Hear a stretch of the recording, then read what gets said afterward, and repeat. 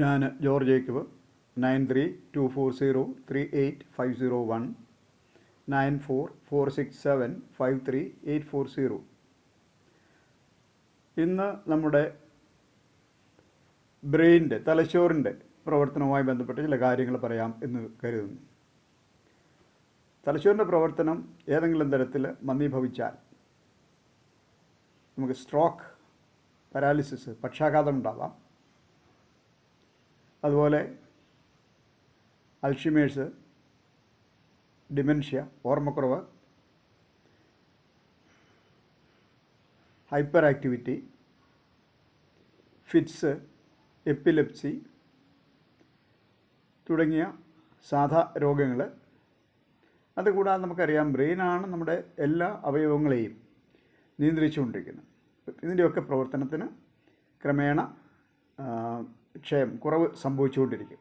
അതിന് നമുക്ക് ചെയ്യാൻ പറ്റുന്ന ഏറ്റവും എളുപ്പമുള്ള കാര്യങ്ങൾ നമ്മുടെ വിരലുകളുടെ അഗ്രത്തിൽ, അക്യുപ്രഷർ അനുസരിച്ച് വിരലുകളുടെ അഗ്രത്തിലാണ് തലച്ചോറിൻ്റെ ഭാഗം കാണിക്കുന്നത്. അപ്പോൾ നമ്മുടെ ഒരു വിരലിൻ്റെ തള്ളവിരൽ, പ്രധാനമായും തള്ളവിരൽ, മറ്റേ കൈയുടെ തള്ളവിരലും ചൂണ്ടുവിരലും ഉപയോഗിച്ച് ഇവിടെ ഇങ്ങനെ ഈ നഖത്തോട് ചേർന്ന് നമ്മൾ വിരലമർത്തുന്നത് ഇവിടെ ഇങ്ങനെ അമർത്തിപ്പിടിക്കും. എന്നിട്ട് ഈ നഖത്തോട് ചേർന്ന് ഇങ്ങനെ ഒരു 5-6 തവണ ഇരുവശത്തോട്ടും ഇങ്ങനെ അമർത്തി കറക്കുക, എല്ലാ വിരലുകളിലും.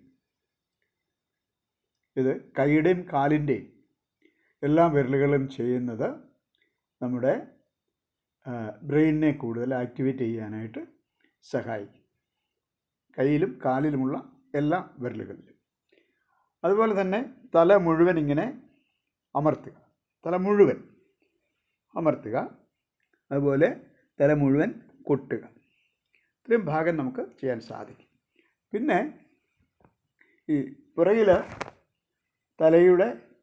തലയോട്ടി കഴിഞ്ഞാൽ ഉടനെ ഒരു കുഴിയുണ്ട്, അതിൻ്റെ സെൻട്രൽ ഭാഗത്ത്. ആ കുഴിയിൽ വിരൽ വെക്കണം. അത് വിരൽ വെക്കുന്നത് ഒരു വിരലിങ്ങനെ വെച്ചിട്ട് മറ്റേ വിരൽ അതിന് മേളിൽ വെക്കണം. ഇങ്ങനെ. അത് കഴിഞ്ഞ് തല ഇങ്ങനെ പതുക്കെ പുറകോട്ട് കൊണ്ടുപോകാം. ആ തല പുറകോട്ട് കൊണ്ടുപോകുന്ന ഒരു 10 സെക്കൻഡ് നേരം അങ്ങനെ വയ്ക്കാം. എന്നിട്ട് നേരെ വരണം. എന്നിട്ട് കൈ അയച്ചിട്ട് വീണ്ടും ആവർത്തിക്കും, പലതവണ ചെയ്യണം. അപ്പോൾ നമ്മളുടെ ബ്രെയിന് ആക്ടിവേറ്റ് ചെയ്യും. ഓക്കെ, എല്ലാവർക്കും നന്മകൾ നേരുന്നു.